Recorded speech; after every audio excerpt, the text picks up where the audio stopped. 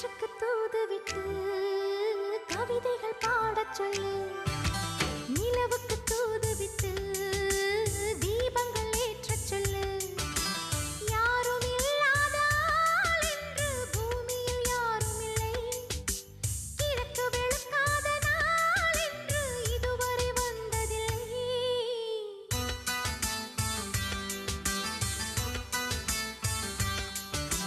காற்றுக்கு தூது விட்டு கவிதைகள் பாடச் சொல்லு.